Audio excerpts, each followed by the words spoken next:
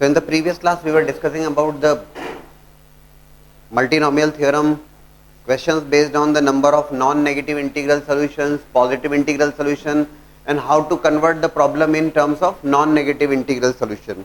उसी के ऊपर बेस्ड एक और क्वेश्चन देखते हैं हम. There are 8 questions in the examination. Total marks is 30. So at least 2 marks has to be given to. What is that question? Again repeat कर दें एक बार उसको. Okay. In how many ways 30 marks can be allotted to 8 questions? 30 marks can be allotted to 8 questions if each question carries at least 2 marks. हर question कम से कम 2 marks का होगा और 30 मार्क्स को अलॉट करना है आपको 8 क्वेश्चंस में. ध्यान से देखिएगा, आप जरूर बना सकते हैं. You have discuss multinomial in detail. x1 plus x2 plus x3 up to xn that is equals to 30. 8 marks 8 questions में 30 मार्क्स को अलॉट करना है. कंडीशन क्या है कि हर क्वेश्चन को मिनिमम 2 मार्क्स तो आपको देना होंगे. अब मिनिमम 2 मार्क्स अगर आपको देना होंगे तो अगर रेंज डिसाइड करता हूं मैं तो 2 2 2 2 can you tell me the range for maximum कितना ले सकता है? हाँ, क्योंकि 7 इंटू 2 14 और 30 माइनस 14 16 परफेक्ट है. x1 x2 x3 up to x8 अगर आप रेंज की बात करें that is going to be 2 to 16. Fine.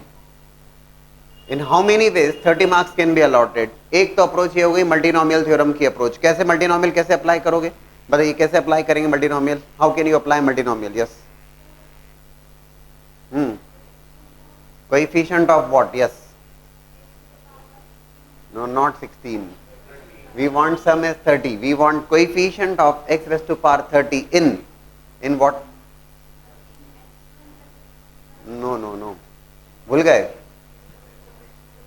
Coefficient of revision must है. Coefficient of x raised to power 30 in range is beginning with 2 to 16, so it's going to be 2 is the minimum, x square then x cube 2 3 4 up to x raised to power 16 power 8 क्योंकि 8 questions का मामला है. Multinomial apply करना होगा तो इस ढंग से आप अप्लाई करेंगे. राइट, क्लियर है ना? आइडिया है आपको? भूले तो नहीं, भूलना नहीं है. चलिए हम बता देते हैं ढंग से भी. Coefficient of x raised to power 30, what you can take common from this? X square common ले सकते हैं, बट एक्स स्क्वायर है और रेस्ट टू पावर 8 है तो x raised to power 16 common होगा, है ना? ये बहुत सिंपल सा कार्यक्रम नहीं होता. It's not there in your text books. Text books में नहीं मिलेगा आपको ये सब कुछ. X raised to power 16 common लिया आपने. एक्चुअल में एक्स स्क्वायर कॉमन लिया तो raised to power 8 1 plus x up to x to the power 14 15 14 ही आ रहा है यार, ये तो 14 है ना. एक्स स्क्वायर कॉमन लिया आपने. X raised to power 30 required है. X raised to power 16 already common आ गया. Coefficient of x raised to power 14 in, यहां पर जीपी का सम अप्लाई कर देंगे. You are going to apply the sum of GP that will be 1 minus x raised to power 15 upon 1 minus x and whole raised to power 8. So 1 minus x raised to power 15 raised to power 8 into 1 minus x raised to power minus 8.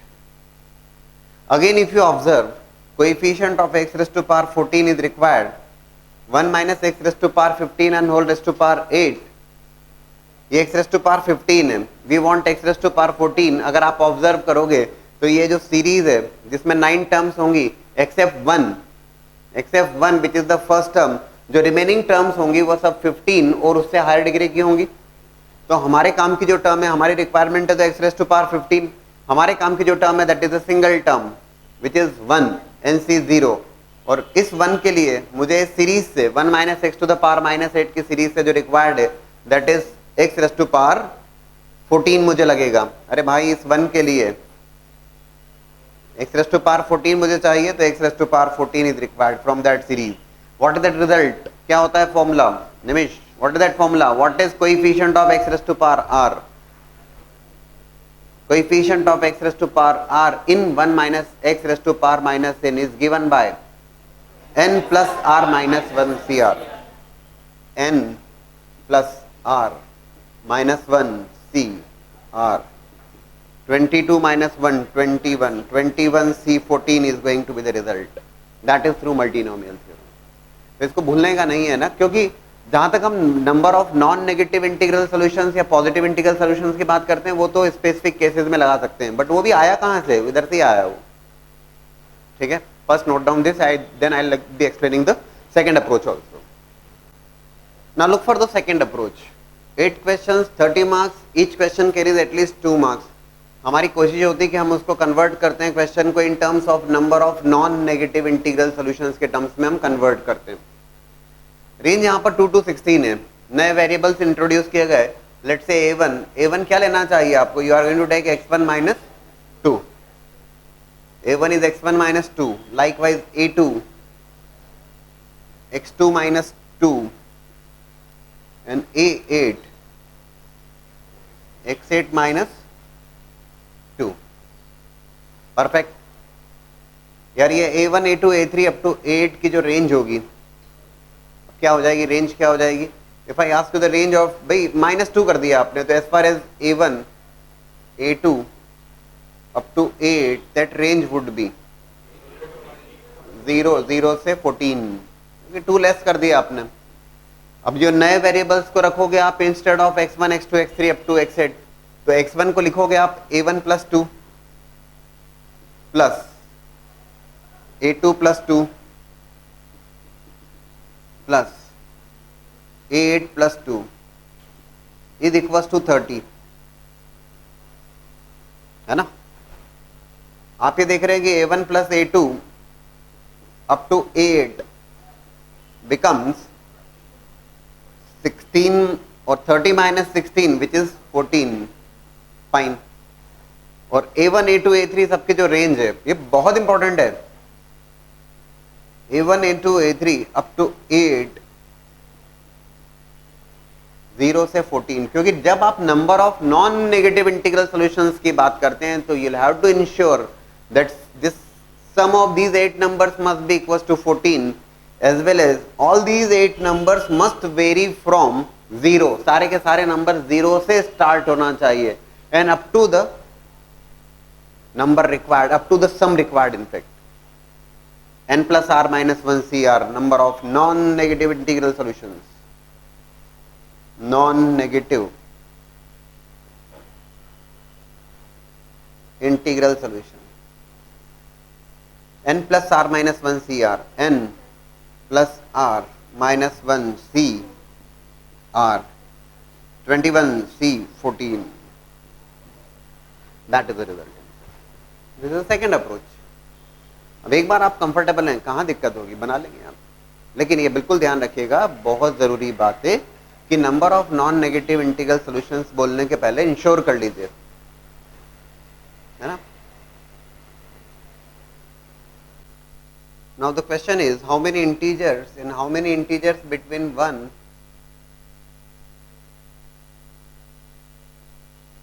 and 10 raised to power 6, है ना.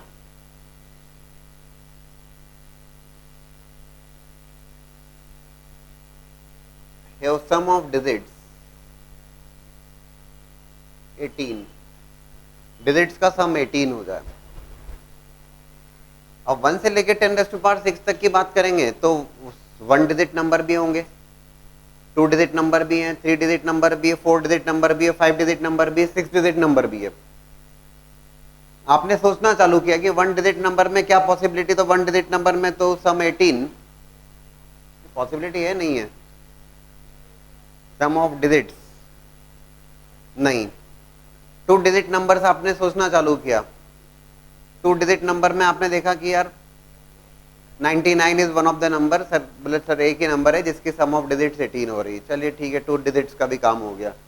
3 digits में सोचना चालू किया आपने कि सम of digits आपको 18 चाहिए. अब 1 डिजिट में कुछ नहीं मिला, 2 डिजिट में 99 एक ऐसा नंबर हुआ, 99 एक ऐसा नंबर है जिसकी डिजिट्स का सम 18 हो गया. अब 3 डिजिट में थोड़ा सा फिर सोच में पड़े, आप कोशिश कर रहे हैं आप, बट केवल 3 डिजिट तक तो बात रुकने वाली नहीं है. फिर 4 डिजिट नंबर होंगे जहां पर आपको, क्योंकि डिजिट्स हैं वो तो digits will vary from 0 to 9.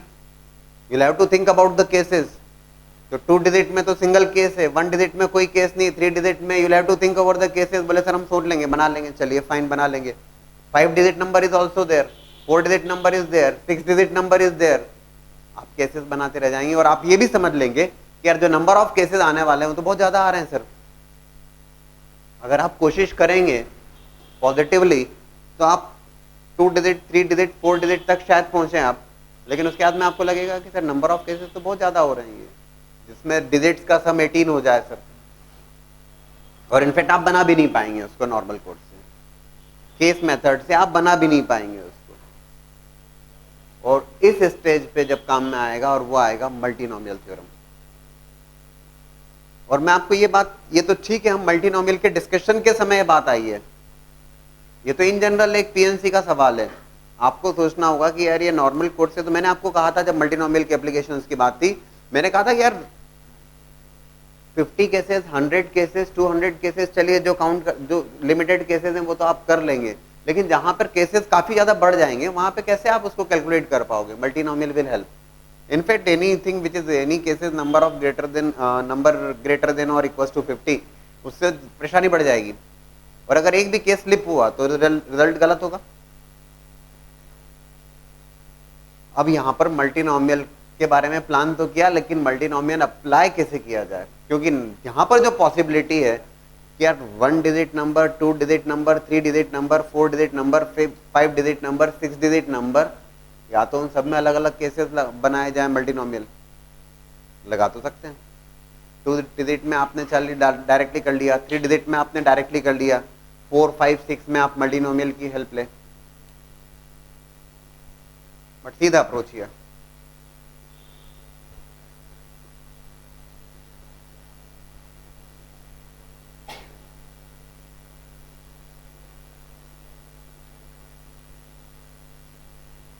Six digit number हो सकता है ना मैक्सिमम, तो x1 plus x2 plus x3 plus x4 plus x5 plus x6, हमारी रिक्वायरमेंट है कि डिजिट्स का सम 18 हो जाए। आप तुरंत मुझे रोकेंगे और आप कहेंगे सर ये तो आप केवल एक केस कैलकुलेट कर रहे हैं कि 6 डिजिट्स का सम 18 हो जाए, ठीक है।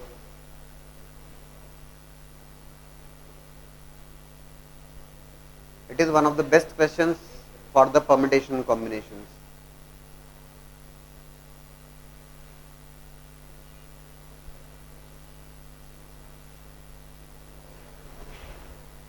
हम क्या करते हैं, x1, x2, x3 भी डिजिट्स हैं, digits will take values from 0 to 9, 0 to 9, 0 to 9, 0 to 9। तो x1, x2, x3 up to x6 will take values from 0 to 9। बोले सर फिर भी बात समझ में नहीं आ रही है।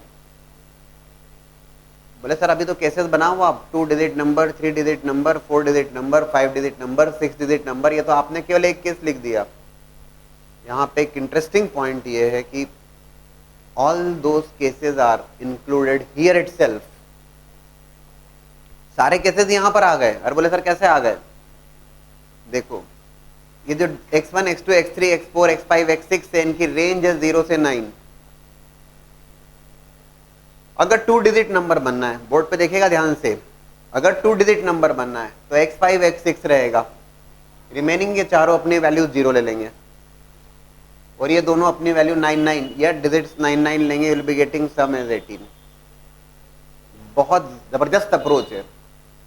अगर 3 डिजिट नंबर बनना है, x4 plus x5 plus x6, तो x1, x2, x3 0 0 0 बन जाएगा 3 डिजिट, और x4 plus x5 plus x6, ये सम 18 होने के सारे पॉसिबल केसेस आ जाएंगे।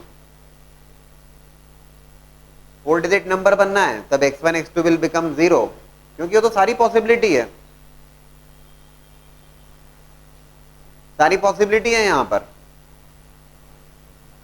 तो सारे केसेस यहां पर इंक्लूडेड हैं। All the cases are included here. दोस्तों you are going to calculate coefficient of x raised to power 18 in,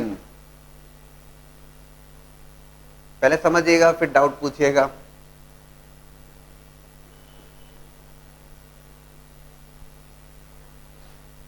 zero से लेकर 9 तक वेरी कर रहा है। Rest to power 6,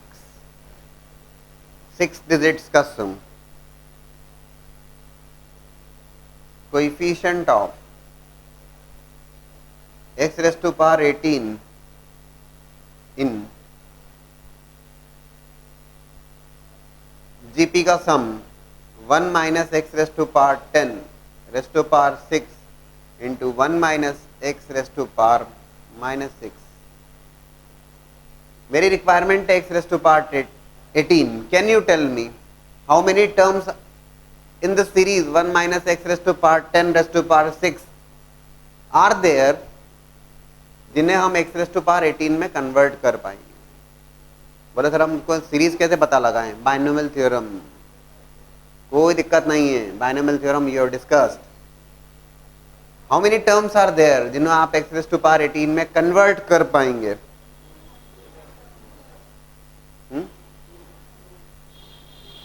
there are 2 terms. कौन सी 2 टर्म्स? सोचो जरा, क्योंकि मतलब ये बहुत कंसेप्ट क्लियर होना चाहिए. 1 minus x rays to power 10 rays to power 6 आप कहना चाहिए सर हमें कोई दिक्कत नहीं है. 6c0 1 raise to power 6 minus x rays to power 10 rays to power 0 plus 6c1 1 raise to power 5 minus x rays to power 10 rays to power 1. आ रहा है समझ में? बीटी नहीं बोले आप बिल्कुल भी. 6c2 1 raise to power 4. आ रहा है समझ में? Only 2 terms are there. कौन सी 2 टर्म्स? First 2 terms.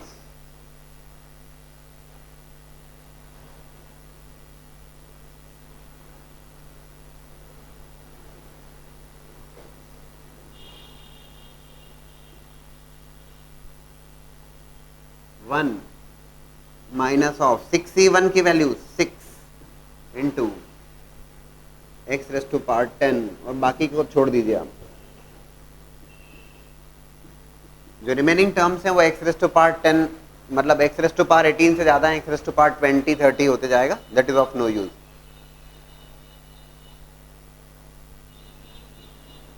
इस 1 के लिए सीरीज से क्या निकालना होगा? 1 minus x to the power minus 10 की सीरीज से 1 के लिए क्या निकालोगे? 18. Sorry, it is 18. x raised to power 18 is required. What about this? x to the power 8. ठीक है, रिजल्ट लिखते हैं. n plus r minus 1 C r. 6 plus 18 minus 1 C 18 n plus r minus 1 C r minus 6 into n plus r minus 1 n 6 plus C 24 minus 1 23 C 18 minus 6 14 minus 1 13 C 8. और मैं आपको ज़रूर advice करूंगा कि इसको calculate करके देखिएगा. You are going to get a very big number जो आप केस बना के सॉल्व कर ही नहीं सकते थे. और दूसरी बात, ये काम बहुत आसानी से हो गया. आपको अलग अलग केसेस नहीं बनाना पड़े. आपको सबसे बड़ी बात आप सोचिए यहाँ पर कि यहाँ पर हमने कहाँ कैलकुलेट किया है कि 2 डिजिट नंबर का सम, 3 डिजिट नंबर का सम, 4 डिजिट नंबर का सम, 5 डिजिट 6 डिजिट, कहाँ अलग अलग कैलकुलेट किए हैं? एक ही में सब हो गए. आप समझ पा रहे हैं एक में कैसे सब हो गए? क्योंकि ये जो डिजिट्स हैं वो तो 0 से 9 में वेरी कर रही हैं. 2 डिजिट नंबर बनना है तो ठीक है, रिमेनिंग ये 4 डिजिट 0 हो जाएंगी और ये 2 डिजिट रहेंगी. 3 भी होगा, 4 भी होगा, 5 भी होगा, 6 भी होगा. आप कहेंगे सर ये सारे 0 हो गए तो तब नहीं बनेगा 18. हमें क्या दिक्कत है? वो केस आ ही नहीं रहा है. आपके दिमाग में आएगा अरे सर देखो ये तो सारे के सारे 0 हो जाए तब थोड़े ना 18 बनेगा. हाँ, तो नहीं बनेगा ना, वो केस आएगा भी नहीं. मल्टीनोमियल में तो आपको रिक्वायर्ड है एक्स रेज़ टू पावर 18, तो उसे 18 के ही केसेस मिलने वाले हैं और कुछ नहीं मिलेगा. बाकी तो इन डिजिट्स का सम कुछ भी हो सकता है.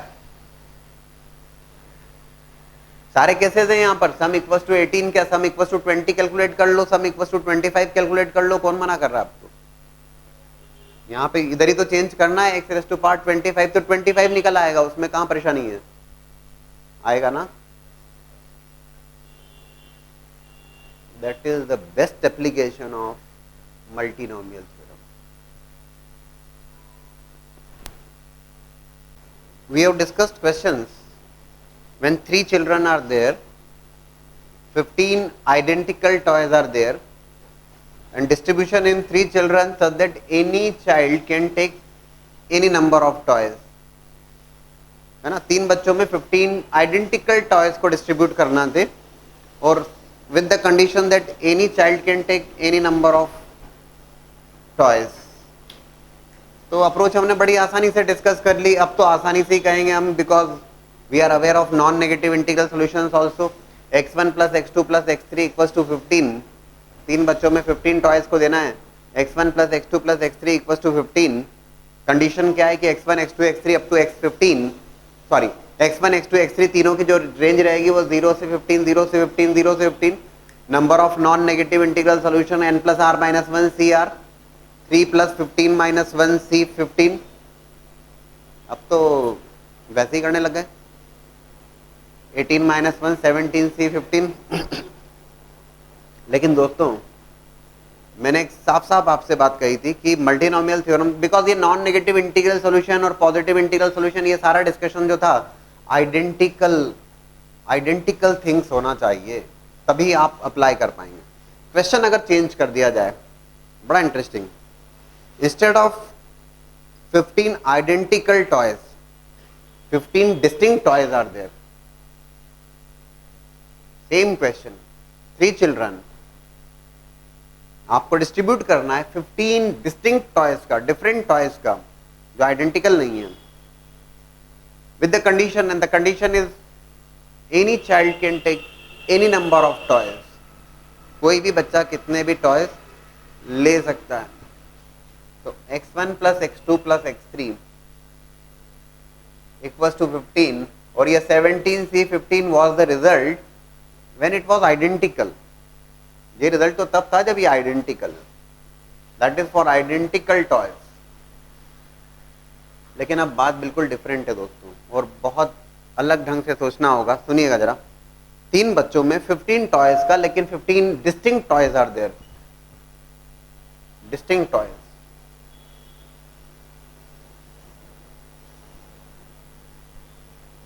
Three children, any child can take any number of toys. How can you solve that?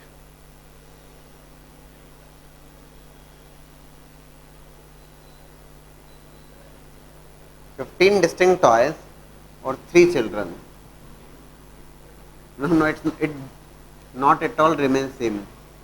Any child can take any number of toys. हाँ? अरे क्यों नहीं कर सकते, अभी करके बता देंगे. हो जाएगा ना, होगा.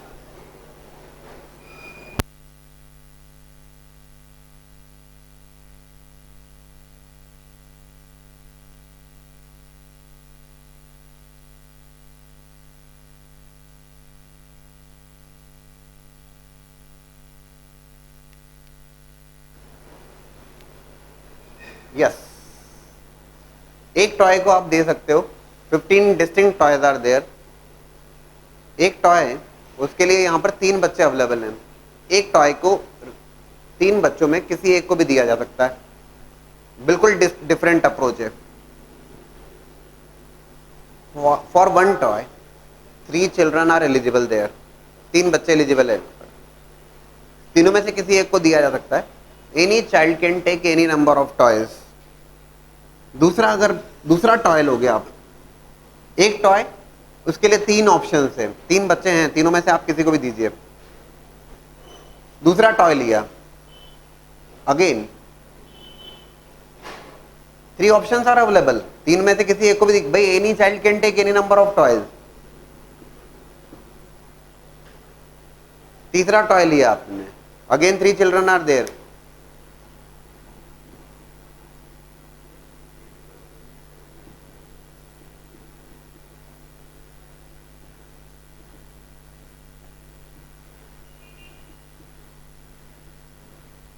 Three raised to power 15 is going to be the result. 3 raised to power 15 is the result. अब आप समझ के देखिएगा कि 17C15 वो सिंपल सा रिजल्ट होगा 17 factorial upon 15 factorial into 2 factorial, that will B 17 into 16 divide by 2, तो 17 इंटू 8 120 126। और ये समझ रहे हैं आप 3 रेज़ टू पावर 15 बहुत लार्ज नंबर है। डिफरेंस कहाँ है? आइडेंटिकल और डिस्टिंक्ट। यहां पर डिस्टिंक्ट टॉयज हैं और यहां पर आइडेंटिकल टॉयज हैं। मैंने आपको एक बात देखो, मान लीजिए 15 आइडेंटिकल ये पेन्स है ना, मार्कर पेन है, 15 identical marker pens are there. Identical अगर मैं बात करता हूं तो 15 आइडेंटिकल पेन्स में से अगर मैं आपको if I to give you 2 pen marker pen या 3 मार्कर पेन या 4 मार्कर पेन, कितने तरीके रहेंगे? 15 identical marker pen. Identical term important है। 15 आइडेंटिकल मार्कर पेन्स मेरे पास तो नहीं है अभी यहां पे, लेकिन 15 identical marker pens are there. मेरे को आपको 3 पेन देना है, 15C3 गलत होगा। 15C3 तो नंबर ऑफ वेज तब होगा जब ये 15 डिस्टिंक्ट मार्कर पेन्स हैं। हाँ 0। 15 डिस्टिंक्ट मार्कर पेन्स हैं अगर, और उनमें से 3 पेन सिलेक्ट करना है आपको, तो 15C3। 15C4 कब होगा? तो 15 डिस्टिंक्ट पेन्स में से 4 पेन सिलेक्ट करना है आपको। लेकिन अगर आइडेंटिकल पेन्स हैं दोस्तों तो ध्यान रखिएगा, 15 में से 1 को सिलेक्ट करें या 2 को सिलेक्ट करें या 10 को सिलेक्ट करें या 15 को सिलेक्ट करें, whether you select 1 toy or 1 pen or 2 pen or 3 pen or 5 pen or 10 pen or 15 pen, number of ways remains same, which is 1. number of ways remains same 1. 15 में से 10 को भी देना है तो एक ही तरीका है, आइडेंटिकल है, क्या सिलेक्ट करोगे वहां पे आप? समझ रहे हैं इस बात को आप? बहुत। और अगर डिस्टिंक्ट होते तो 15C5 अगर 5 पेन आपको देना होते तो 15C5 वेज आर देयर, लेकिन आइडेंटिकल में there is no 1 way is there. 15C5 और 1 में तो डिफरेंस समझते हैं ना आप? तो that is for distinct toy. एक टॉय के लिए इसमें क्या होता पता है कैसे कंफ्यूजन क्रिएट करते हैं? जो ऑप्शंस आते हैं ना वो आते हैं 3 रेज़ टू पावर 15, एक आएगा 15 रेज़ टू पावर 3, एक आएगा 15P3, एक आएगा 15C3। बच्चों में कंफ्यूजन होता है कि 3 रेज़ टू पावर 15 या 15 रेज़ टू पावर 3, बड़ा कंफ्यूजन होता है। एक टॉय और एक टॉय को तीनों बच्चों में से किसी एक को दिया जा सकता है। टॉयज का डिस्ट्रीब्यूशन होना है यहाँ पर, 3 वेज आर देयर। दूसरा टॉय अगेन 3 बच्चे हैं, 3 वेज आर देयर। तीसरा toy 3 ways are there. Fourth 3 ways are there. एक और छोटा सा एग्जाम्पल समझाता हूँ मैं आपको।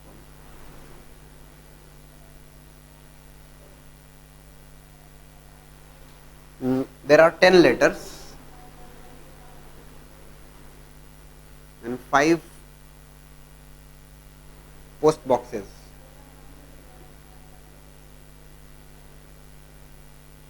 10 letters हैं या 10 parcels हैं, जो भी आप कहें, और 5 पोस्ट बॉक्सेस हैं। और आपसे कहा गया find the number of ways in which you can deliver या पोस्ट कर सकते हैं, इन how many ways you can post those 10 letters in 5 post boxes, या 10 पार्सल्स को कैसे पोस्ट कर सकते हो आप 5 पोस्ट बॉक्सेस में। 10 लेटर्स या 10 पार्सल्स वॉट एवर यू से, और 5 पोस्ट बॉक्सेस आर अवेलेबल, है ना?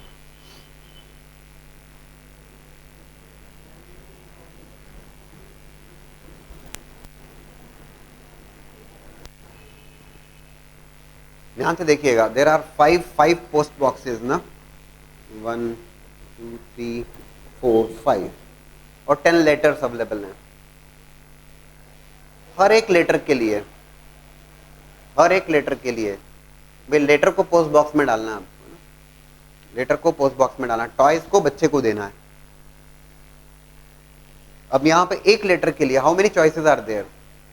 5 चॉइसेस आर देयर। एक लेटर के लिए देयर आर 5 चॉइसेस। 5 में से किसी भी लेटर बॉक्स पोस्ट बॉक्स में आप उसे पोस्ट कर सकते हैं। तो एक लेटर के लिए या एक पार्सल के लिए 5 चॉइसेस आर देयर इनटू। दूसरा लेटर लिया, अगेन 5 चॉइसेस आर देयर, पांचों में से किसी भी डब्बे में डाल के आओ आप। आ रहे समझ में?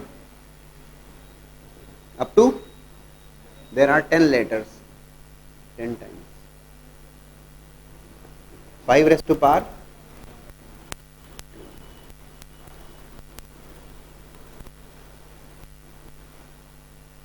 ठीक है। कुछ और क्वेश्चंस का एग्जांपल लेके समझें। देखो टॉयज और बच्चों में हमने डिस्ट्रीब्यूशन की बात करी, ठीक वैसे ही इफ देयर आर 4 प्राइजेस, ठीक है ना, 4 प्राइजेस हैं और 10 स्टूडेंट्स हैं, 4 प्राइजेस हैं और 10 स्टूडेंट्स हैं, and any student is eligible for any number of prizes, any student is eligible for any number of prizes, think over that.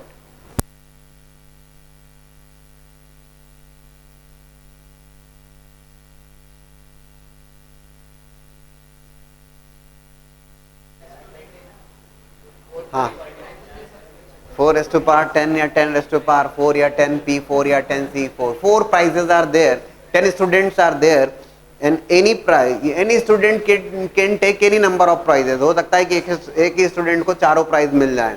तो हम यहाँ पर जिस ढंग से कैलकुलेट करेंगे, सिमिलर वे टॉयज और बच्चों में जैसे डिस्ट्रीब्यूशन किया गया था, एक प्राइज और उसके लिए कैंडिडेट्स कितने हैं, तो 10 कैंडिडेट्स आर देयर, एक प्राइज है ना,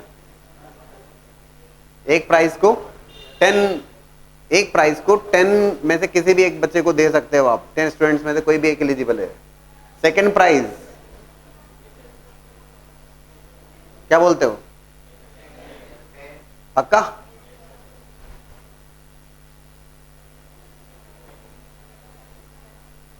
टेन रेज़ टू पावर 4, ठीक है।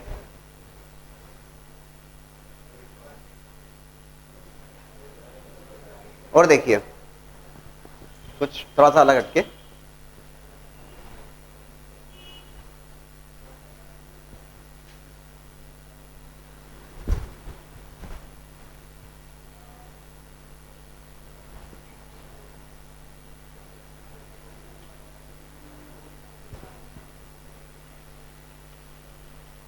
एक पासवर्ड आपने कहीं सेट किया हुआ है और वो पासवर्ड जो है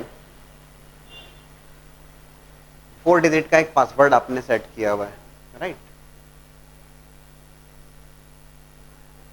4 डिजिट का एक पासवर्ड आपने सेट किया हुआ है। अगर आपसे कहा जाए कि हाउ मेनी वेज, जिसमें आपने एक पासवर्ड सेट किया हुआ है, what ever that password may be 12340123 what ever, कितने अनसक्सेसफुल अटेम्प्ट्स होंगे अगर आपका पासवर्ड सेट है और मैं उसको ट्राई कर रहा हूं, पासवर्ड मैच हो जाए या पासवर्ड ब्रेक करने की कोशिश कर रहा हूं, in how many ways unsuccessful attempts could be there?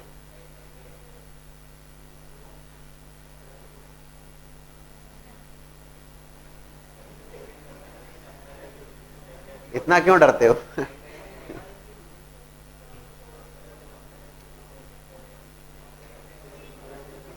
जहां तक कि पासवर्ड जो सेट किया गया, डिजिट्स की बात करें तो डिजिट्स की बात करें तो टोटल वेज, तो डिजिट्स की बात करें तो आप सोच रहे हैं कितने वेज से पासवर्ड सेट किया जा सकता है या कितने वेज से आप अटेम्प्ट करोगे उसको, है ना? 0 से 9, 0 से 9, 0 से 9, 0 से 9। हर की के लिए, अगर इनको की से डिनोट करता हूं मैं, हर की के लिए देयर आर 10 चॉइसेस। तो इन ऑल आप जब देखोगे तो 10 रेज़ टू पावर 4 वेज हैं एक्चुअल में जिसमें आप पासवर्ड सेट कर सकते हैं। हाउ मेनी वेज जिसमें पासवर्ड सेट कर सकते हैं? तो there are 10 rays to power 4 ways जिसमें आप पासवर्ड सेट कर सकते हैं। उसमें से एक ही जो होगा आपने सेट किया हुआ है, बाकी तो रिमेनिंग अनसक्सेसफुल अटेम्प्ट्स वाली बात हो जाएगी। तो सक्सेसफुल तो एक ही रहेगा कि 1 2 3 4 आपने सेट किया और वो हिट हो गया, -1, that will be the unsuccessful attempt. ठीक है। Now question is 7 different rings are there, can be worn on the 4 fingers of a hand, 7 distinct rings, 4 fingers of a hand यहाँ पर बात की जाए तो अब ये हमारी परेशानी नहीं कि एक फिंगर में वो 7 रिंग्स को कैसे पहनेगा, वो हमारी परेशानी नहीं है, लेकिन हम ये देखेंगे कि एक रिंग के लिए availability of 4 fingers, second ring के लिए availability of 4 fingers up to 7 times,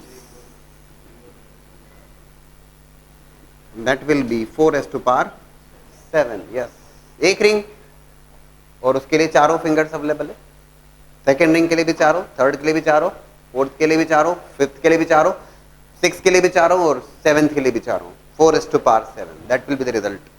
option confusion create करने वाले होते हैं, 4:7 या 7:4. अक्सर इनमें कंफ्यूजन होता है और ये डिस्टिंक्ट में बात होगी, है ना. अगर आइडेंटिकल वाली बात है तब तो आप मल्टीनोमियल से number of non negative integral solution ये डायरेक्टली देख सकते हैं. डिस्टिंक्ट में ही ये सोचने वाली बात है. Finally will be discussing about the circular permutations.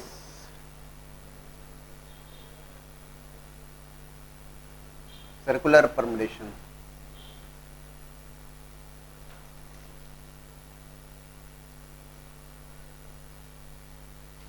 Circular permutations. अब तक हमने जो डिस्कशन किया ना उसमें सर्कुलर परम्यूटेशन नहीं था. अब तक जो डिस्कशन था that was a linear arrangement. जैसे 4 ऑब्जेक्ट्स हैं, 4 प्लेसेस हैं, इन how many ways you can arrange the objects. तो 4 ऑब्जेक्ट्स का 4 प्लेसेस पे अरेंजमेंट कैसे कर रहे थे आप? 4 objects and 4 places, 4p4. In fact that is nothing but 4 factorial, 4 into 3 into 2 into 1. भूले नहीं ना आप लोग. 4 objects and 4 places, that was the linear arrangement. 4 into 3 into 2 into 1, that is 4 factorial. या yes, you can say 4p4. लेकिन अब हम discuss कर रहे हैं about the circular arrangement. 4 objects are there, but 4 objects का लीनियर अरेंजमेंट तो 4 factorial way से होगा. n ऑब्जेक्ट्स का लीनियर अरेंजमेंट n प्लेसेस पे n फैक्टोरियल वे से होगा. But if you want to discuss about the, now we want to discuss about the circular arrangement या round table arrangement of 4 objects या n objects या 10 objects. जब circular arrangement की बात की जाती है दोस्तों तो उसमें जो बात डिफरेंट होती है वो देखिएगा. 4 ऑब्जेक्ट्स को लेके समझाता हूं मैं.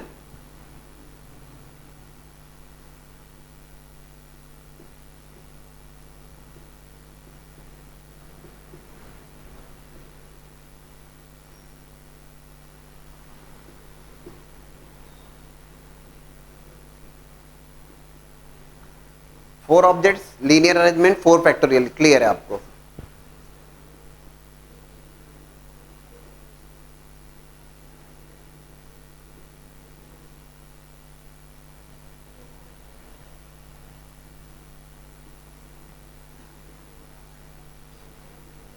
देन पोजीशन चेंज कर रहा हूं मैं, है ना. This is A B C D, then it will be A B C D. Then next one D, A ऊपर आ जाएगा. चलिए ए की पोजीशन चेंज कर रहे हैं.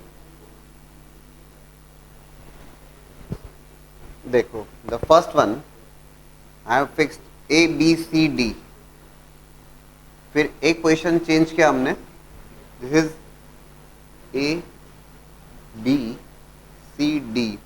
यस, नेक्स्ट वन ए ऊपर आ गया, A B C D, and then one more position is there ना, A. ठीक है. These 4 positions. सर्कुलर में हमने देखा कि यार A की पोजीशन को देख रहे हैं हम. इसको अगर मैं लिखता हूं तो कुछ इस ढंग से लिखूंगा, किसी एक को फिक्स करते हुए A B C D, then D A B C, C D A B and B C D A.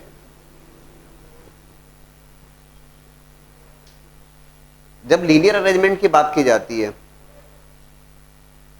जब लीनियर अरेंजमेंट की बात की जाती है तो आप अवेयर हैं कि ये चारों जो केसेस हैं whether it is A B C D और डी ए बी सी, एक पोजीशन शिफ्ट करते हुए लिखा है मैंने, है ना।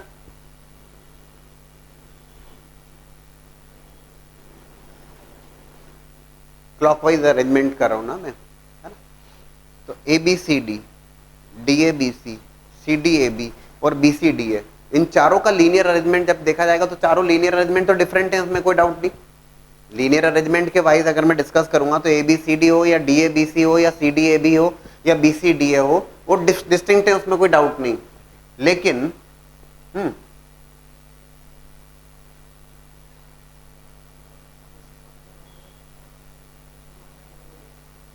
दूसरे पे चलेगा तो लीनियर में तो चारों केसेस डिफरेंट हैं, इसमें कोई डाउट नहीं। लेकिन जब सर्कुलर अरेंजमेंट की बात की जाती है तो these 4 cases are taken as same, ये चारों केसेस सेम रहते हैं। सर्कुलर अरेंजमेंट के केस में ये चारों केसेस सेम कंसीडर किए जाते हैं। तो जब लीनियर अरेंजमेंट थे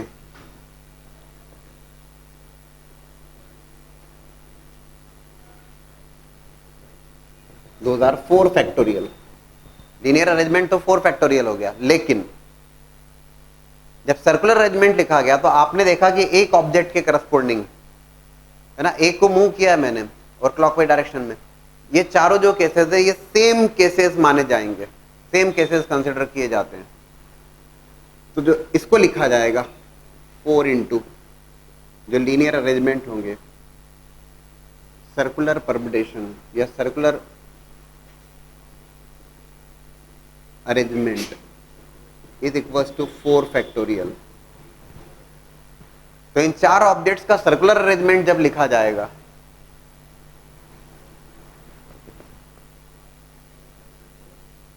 तो circular arrangement that will be equals to 4 factorial divide by 4 which is nothing but 3 factorial, or in fact circular arrangement of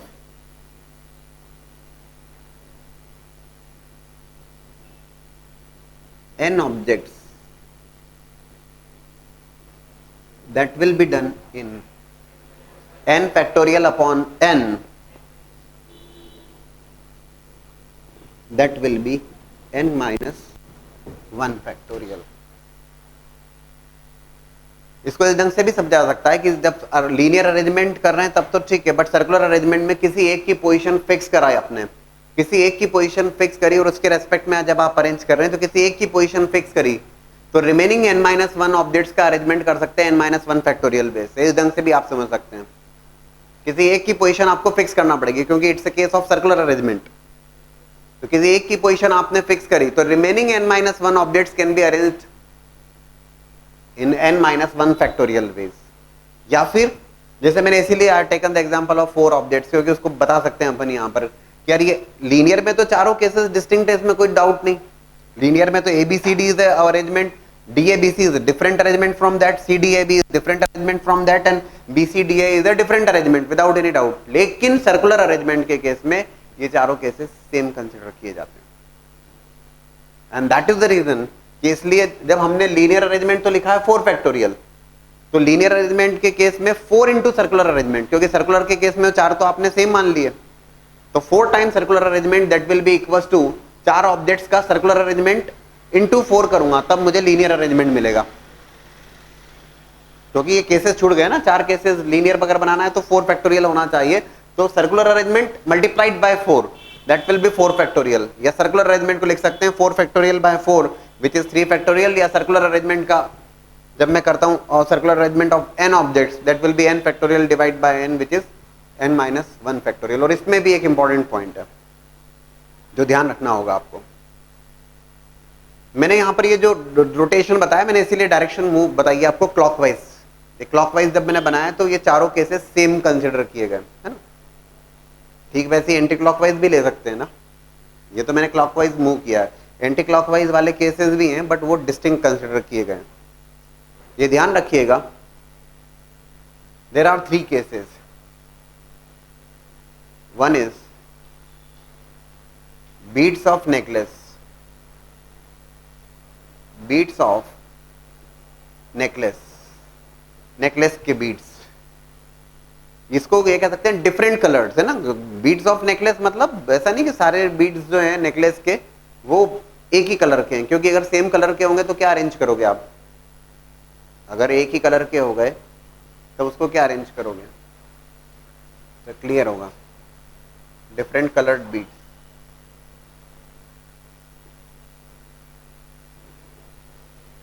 या फिर डिफरेंट कलर फ्लावर्स,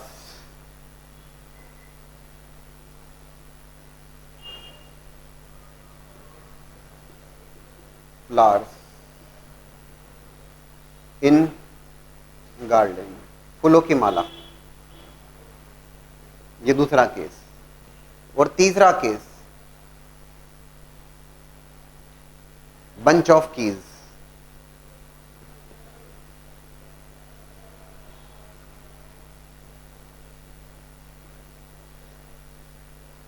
इन तीनों केसेस में सर्कुलर अरेंजमेंट की बात है, फूलों की माला हो या फिर बंच ऑफ कीज हो या फिर नेकलेस के बीड्स हो, लेकिन इन तीनों केसेस के केस में clockwise arrangement as well as anti clockwise arrangement same consider किए जाते हैं। यहां पे जैसे मैंने बताया, I have taken a clockwise arrangement जो सेम था, एंटी क्लॉकवाइज करूंगा तो डिस्टिंक्ट होगा, बट इन तीनों केसेस में क्लॉकवाइज और anti clockwise arrangement same consider किए जाते हैं। तो क्लॉकवाइज और anti clockwise arrangement same consider करने से क्या होता है, जो रिजल्ट होगा वो n-1 फैक्टोरियल तो तब होगा जबकि क्लॉकवाइज और एंटी क्लॉकवाइज अरेंजमेंट डिस्टिंक्ट है। लेकिन इन तीनों केसेस में क्लॉकवाइज और एंटी क्लॉकवाइज अरेंजमेंट को सेम कंसिडर करने के कारण जो रिजल्ट होता है दोस्तों वो होता है n-1 फैक्टोरियल डिवाइड बाय 2। जितने केसेस हैं सर्कुलर अरेंजमेंट के उसके आधे हो जाते हैं, क्योंकि इन तीनों केसेस में आप मार्क करिएगा anti clockwise as well as clockwise arrangements are not considered distinct, उन्हें सेम ही कंसीडर किया जाता है, whether it is different coloured flowers और different colour beads of necklace और फूलों की माला वाला केस हो, n-1 फैक्टोरियल डिवाइड बाय 2। और इन तीनों केसेस के अलावा सर्कुलर अरेंजमेंट का जब डिस्कशन किया जाता है that is done in n-1 factorial ways of an object. ठीक है,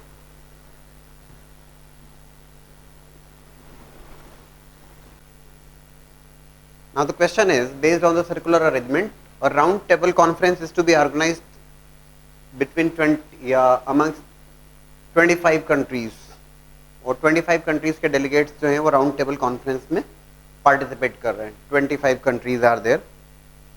number of ways आपसे पूछा गया है in which delegates of 5 countries always wants to be seated together।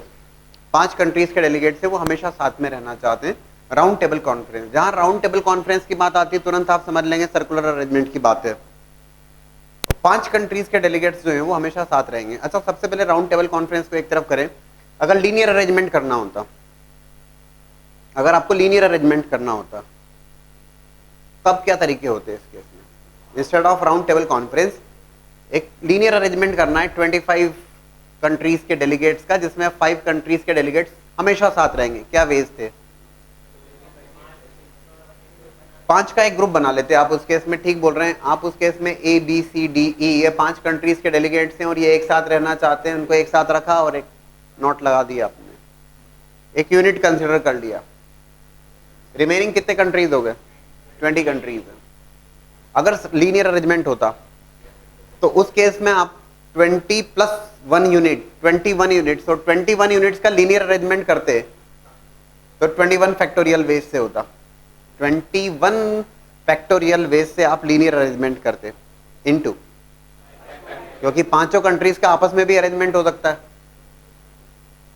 5 factorial that could be the number of veg linear arrangement.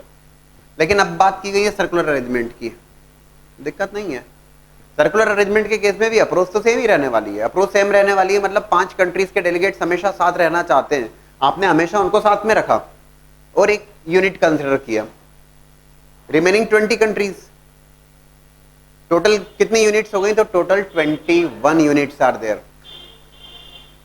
तो total 21 units का circular arrangement अब मैं करूंगा।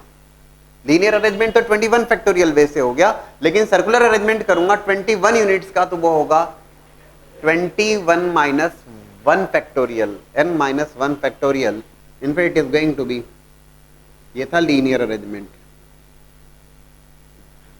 बट सर्कुलर जब लिखूंगा मैं, जो मेरी रिक्वायरमेंट है,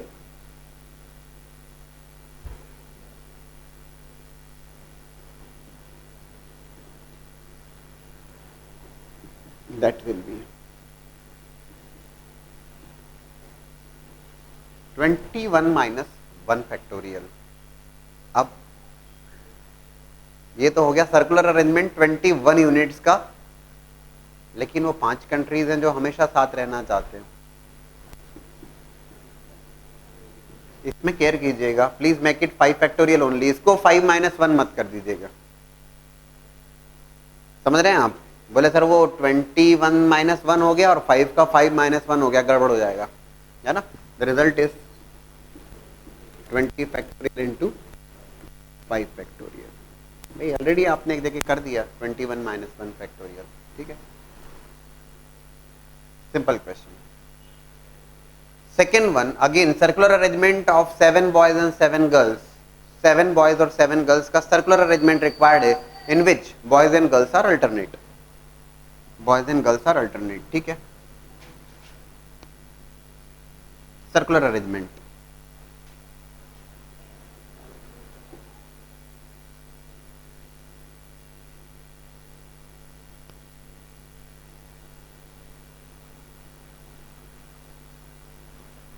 ये 7 बॉयज हुए, सर्कुलर अरेंजमेंट कर रहे हैं। अल्टरनेट होना इसका सीधा सा मतलब है you are going to use what? Gap method. Gap method का यूज करेंगे तभी जो है वो बॉयज एंड गर्ल्स अल्टरनेट होंगे। 7 boys are there, circular arrangement, और 7 गर्ल्स आर ऑल्सो देयर। तो हम देखते हैं कि how many places are there? 3 4 5 6 7। आप देखते हैं कि ये 7 बॉयज के बीच में जो प्लेसेस हैं, जो गैप्स हैं, 2007, और आप डेफिनेटली प्लान करते हैं कि ठीक है इन 7 गैप्स के ऊपर आप इन 7 गर्ल्स को कहीं भी अरेंज कर सकते हैं। How many number of ways are there? बोलिए। Boys and girls are alternate, तो ऐसे ही बनेगा 6 फैक्टोरियल इंटू 6 फैक्टोरियल।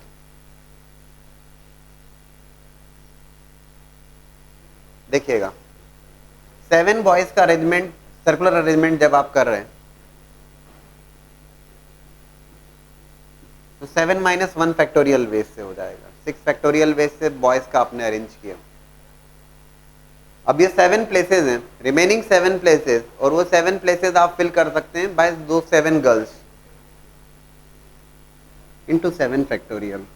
इसमें आपको कम नहीं करना है यू, है ना? मैंने इसीलिए जब पहले भी कहा था कि 5 डेलीगेट्स को एक साथ रखा है, एक यूनिट कंसिडर किया है, तो that's why 5 factorial has been multiplied. यहाँ पर 7 बॉयज का आपस में अरेंजमेंट 7 माइनस 1 फैक्टोरियल बेस से, और उनके बीच में जो गैप्स हैं वो 7 गैप्स हैं, those can be filled by 7 factorial ways. Result is 6 factorial into 7 factorial. आप तुरंत कहेंगे सर चलिए ये तो बात हमने मान ली कि सर 7 बॉयज और फिर उनका अरेंजमेंट आपने सर्कुलर अरेंजमेंट किया 6 फैक्टोरियल इंटू 7 फैक्टोरियल। बोले सर ऐसा भी तो हो सकता है कि बॉयज की जगह गर्ल्स हों। ये 7 गर्ल्स रखी हमने, और 7 गर्ल्स के बीच में भी 7 गैप्स होने वाली, और उनमें बॉयज को प्लेस कर देंगे। तो बोले सर इस पर डबल करें, क्या लगता है आपको? मेरी बात समझ रहे हैं क्या आप?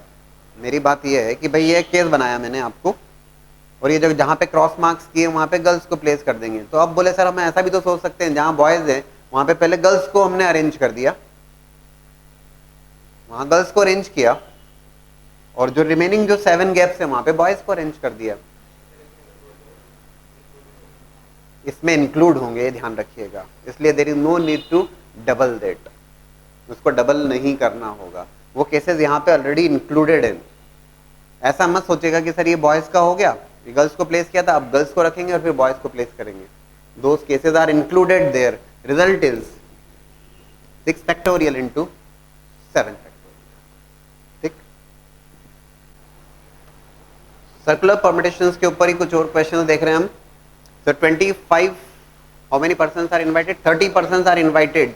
तो 30 persons are invited to a party and number of circular arrangements are required when two particular persons sit on either side of the host. Two particular persons sit on either side of the host. Circular arrangement की बात की गई है, 30 persons को invite किया गया, host एक अलग है, तो टोटल 31 है। ये ध्यान रखने वाली बात, host प्लस 30 है ना, सर्कुलर अरेंजमेंट। और दो लोग होस्ट के अगल बगल में फिक्स हैं। Two particular persons are always on the either side of the host.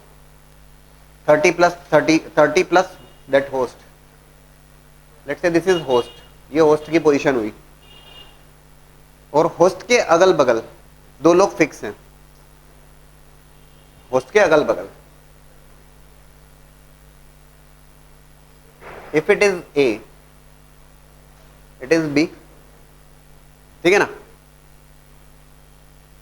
लेकिन एक और पॉसिबिलिटी है ना, this is H, B and A. ये जरूर आप सोच लेंगे कि यार अगल बगल ठीक है, तो ए बी बी ए दोनों हो सकता है, ठीक है। टोटल 31 लोग हैं ये, है ना।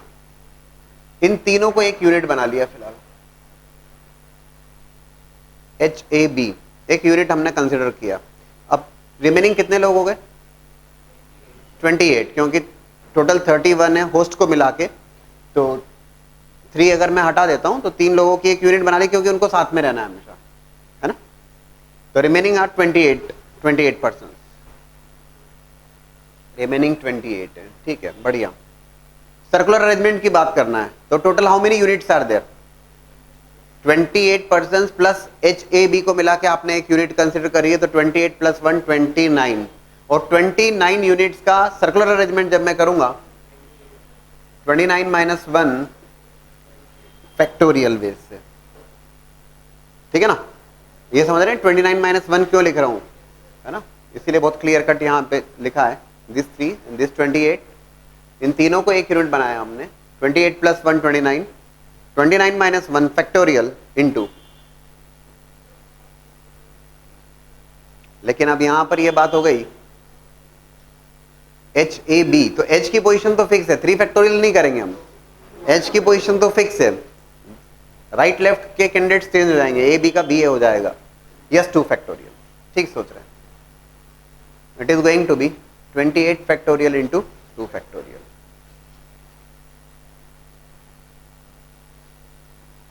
चेक कर लीजिएगा क्वेश्चन रिजल्ट क्या है, एक एक लाइन के आंसर थे, बस केवल थोड़ा सोचने की तो बात है, और क्या है।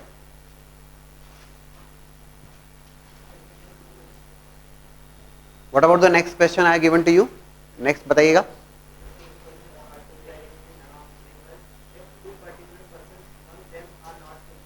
How many persons are there? 15, total 15 persons are there.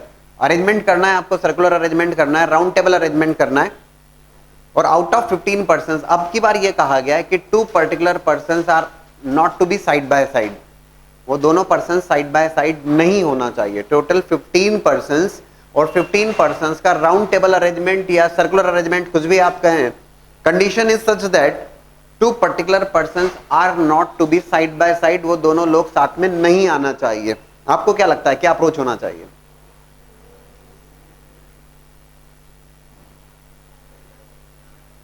Linear में भी हमने ऐसे काफी सवाल देखे। देखो यस, टोटल बेस 15 पर्सन्स का सर्कुलर अरेंजमेंट अगर मुझे करना है, 15 पर्सन्स का विदाउट एनी कंडीशन, कोई कंडीशन के बिना, तो circular arrangement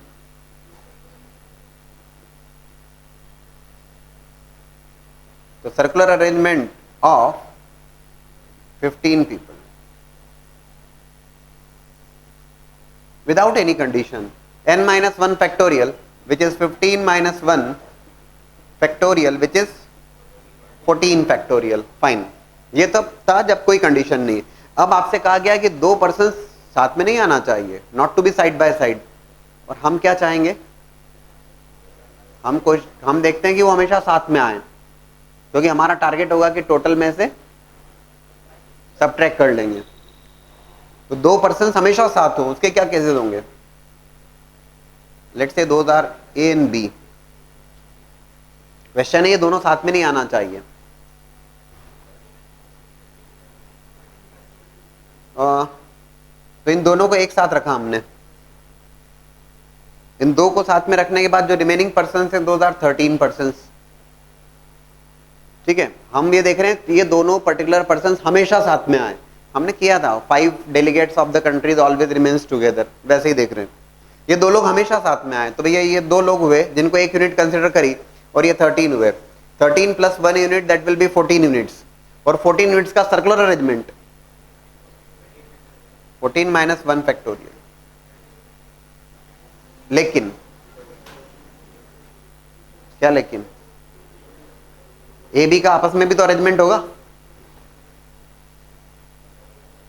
2 factorial. Side by side तो ए बी हो सकता है, एक साथ रखा है आपने। ये हो जाएगा 13 factorial into 2 factorial. In fact total is 14 factorial, और आपको चाहिए दोनों साथ में नहीं आए, तो definitely you are going to go for 14 factorial जो total number of cases circular arrangement में पॉसिबल है, minus of 13 factorial into 2 factorial. That will be the result. Total cases और उसमें से सब्ट्रैक्ट कर दिए दो नंबर ऑफ केसेस जहां पे दोनों लोग साथ में आ रहे हैं, रिजल्ट। ठीक है, हाँ, then one more question which I have given to you, that is based on simple beads of necklace and different color beads of necklace. 10 beads of necklace are given to you, 10 different beads, और 10 different beads अगर आपको दिए हैं और आपसे कहा गया है, क्या कहा गया है, circular arrangement is required,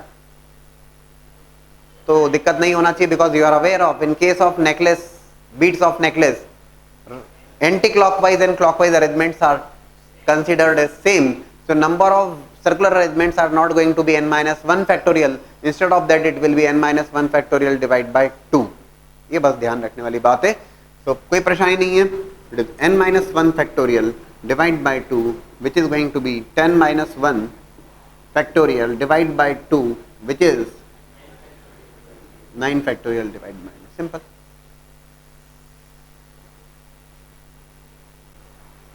so beads of necklace के ऊपर ही कुछ क्वेश्चन सोल्व लेते हैं। इनफैक्ट 25 डिस्टिंक्ट कलर बीड्स या 25 डिफरेंट बीड्स ऑफ नेकलेस और 25 डिफरेंट बीड्स ऑफ नेकलेस, और आपसे कहा गया है कि in fact 25 different beads are available, है ना, ऑफ नेकलेस। ठीक है, और आपको नेकलेस बनाना है, जो नेकलेस बनना है ऑफ 15 बीड्स, 15 बीड्स ईच। जो नेकलेस बनना है 25 बीड्स अवेलेबल है और 15 बीड्स का नेकलेस बनना है। जो बीड्स हैं वो डिफरेंट कलर बीड्स है, उसमें कोई डाउट नहीं। How many number of ways are there, beads of necklace की बात है, लेकिन पॉइंट ये है यहाँ पर कि 25 बीड्स अवेलेबल हैं और जो नेकलेस बनना है वो तो 15 बीड्स का बनना है। तो पहली बात तो ये हुई, you will have to select out of 25 beads, first you have to select 15 beads. पहले 15 बीट्स को सिलेक्ट तो कीजिए, और 25 डिस्टिंक्ट बीट्स में से 15 डिस्टिंक्ट बीट्स को सिलेक्ट करने के जो नंबर ऑफ वेज होंगे 25C 15 बीट्स को पहले सिलेक्ट किया गया। बीट्स ज्यादा अवेलेबल है, पहले मैं सिलेक्ट करूंगा इनटू उन 15 बीट्स का arrangement, circular arrangement 15 minus 1 factorial. और ये नेकलेस का केस है, anti clockwise as well as clockwise arrangements are taken as same, divide by 2, तो 25C 15 into 14 factorial divide by 2, that will be the result. ठीक है,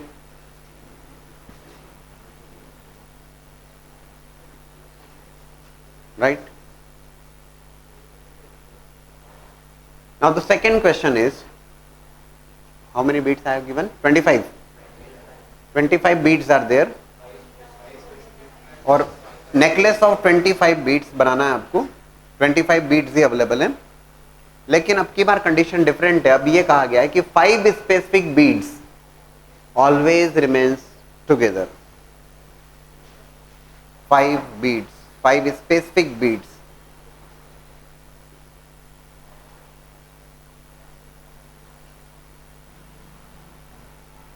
always together.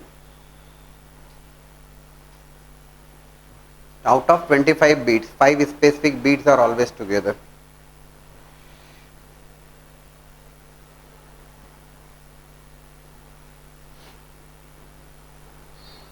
कोई बहुत बड़ी बात नहीं है, 25 बीट्स का नेकलेस बनना है, लेकिन 5 साथ में रहेंगे। तो आप बहुत सारे क्वेश्चन ऐसे बना चुके हैं। तो 5 specific beads are always together, तो ठीक है, let's say these are the 5 specific beads. एक साथ रखा उनको, एक यूनिट कंसिडर किया, remaining 20 beads, 21 beads in all हो गए। ये 21 बीट्स हैं, 20 प्लस उन पांचों बीट्स का एक यूनिट, 21 यूनिट्स, और 21 यूनिट्स का circular arrangement necklace wise 21 minus 1 factorial divide by 2 into, अब ये पांचों स्पेसिफिक बीट्स जो हमेशा साथ में रहेंगे, इनका आपस में अरेंजमेंट जरूर लिखाना आवश्यक है।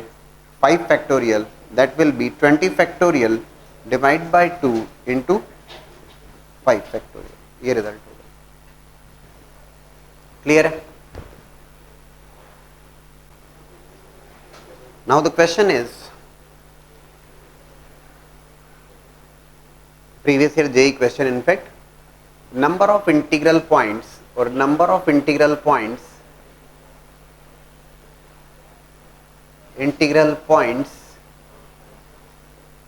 inside the triangle.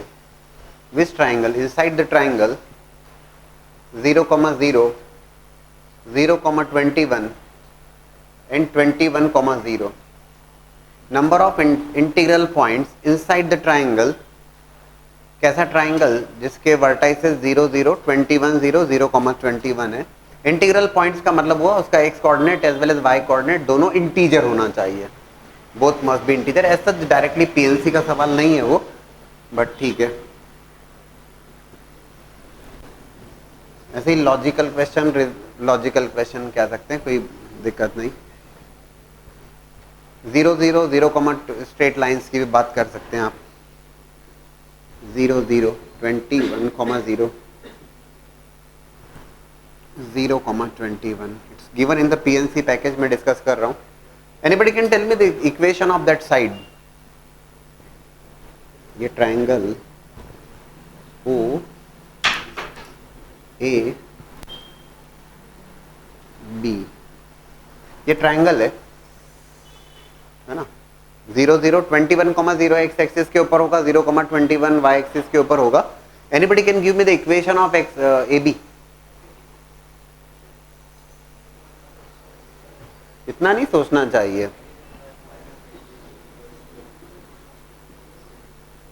x plus y equal to 21, x axis intercept 21, y axis intercept 21, x by a plus y by b equal to 1। इतना क्यों सोच रहे हो? x plus y equal to 21, fine. Interior of the triangle, interior of the triangle मतलब triangle की boundary पे नहीं होना चाहिए, ट्राइंगल के अंदर होना चाहिए। देखिएगा 1, 0, ये लाइन ड्रॉ की मैंने, ठीक है।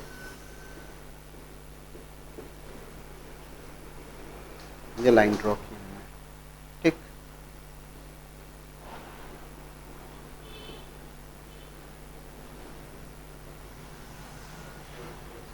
थोड़ा सोच के बताइएगा मुझे। इनसाइड द ट्राइंगल की बात कर रहे हैं तो जो साइड्स के ऊपर जो पॉइंट्स हैं उनको तो आप कंसीडर नहीं कर रहे हैं, ठीक है। How many points are there? चलिए मैं समझाने के पॉइंट ऑफ व्यू से इसको कुछ नाम दे देता हूं। Let's say this CD। Can you think of इस CD पर कितने पॉइंट्स होंगे जो इंटीजर पॉइंट्स हैं इनसाइड द ट्राइंगल? देखो 1, 1 इज देयर, है ना। This is 1, 0, 0, 1, 1, 1, then 1, 2, 1, 3 up to what? ये जो पॉइंट होगा D point, anybody can tell me 1 D point के कोऑर्डिनेट्स क्या होंगे? क्या आप बता सकते हैं मुझे? 1,20 भाई x plus y equal to 21, 1,20। तो 1,0 से 1,20, 1,0 और 1,20 को छोड़कर, क्योंकि वो ट्राइंगल के ऊपर आ गए, कितने पॉइंट्स होंगे? तो 11, 12 अप टू 119, 11 से लेकर 119, 19 इंटीजर पॉइंट्स आर देयर। ये स्टेटमेंट समझ में आया क्या? तो हम आगे बात करते हैं। 11 से लेकर, दिस इज 119, तो 19 points are there. Second line को देखिए, ई एफ 2,0, 2,1, समझाने के लिए बता रहा हूं मैं आपको। ये होगा 2,19 होगा ये। तो 1 से लेकर 2,1 से लेकर 2, हाउ मेनी इंटीजर पॉइंट्स? तो इंटीजर में तो 21 से लेकर 218, 18 पॉइंट्स, बस 19, 18, 17। और उसके पहले देखिएगा प्लीज, ये हो गया 20,0, ये होगा 20,1। ये तो दोनों ही काउंट नहीं किए जाएंगे क्योंकि वो ट्राइंगल के ऊपर आ रहे हैं। उससे प्रीवियस 19,0, ये 19,2, ये होगा 19,1। आप ये एक ही इंटीग्रल पॉइंट होगा, राइट?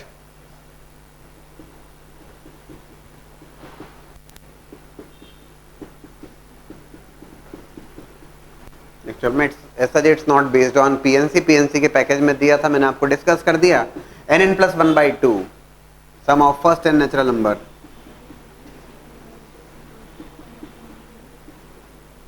190।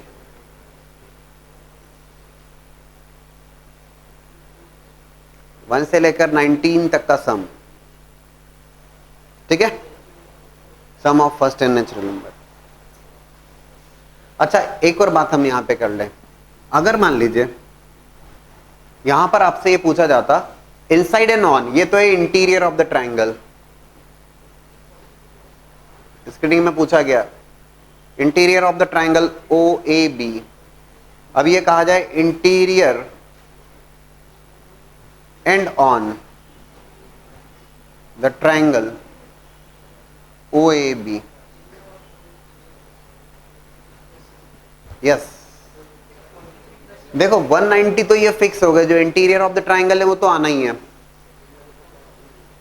ये 190 तो अपनी जगह हो गए। अब की बार आप क्या करोगे, साइड्स के ऊपर जो इंटीग्रल पॉइंट्स है उनको भी लेना होंगे आपको। कौन सी sides? O A B and B O. पहले समझ लीजिए, ओ ए के ऊपर how many integer points are there? O A के ऊपर how many integer points are there? 0, 0 से लेकर 21, 0, 22 ओ ए के ऊपर। देन प्लस ए बी पर अगर आप देखते हैं इंटीजर पॉइंट है ना, 21, 0 ले चुके हो यहां पर आप। तो 20,1 से लेकर 21, देन 19 टू 1,20, ये सारे जो पॉइंट्स हैं ट्राइंगल के ऊपर है। And this is 0,21, yes. 1, 2, 3, 4 देखो ना, 1, 2, 3, 4, 19, 20, 21, 21।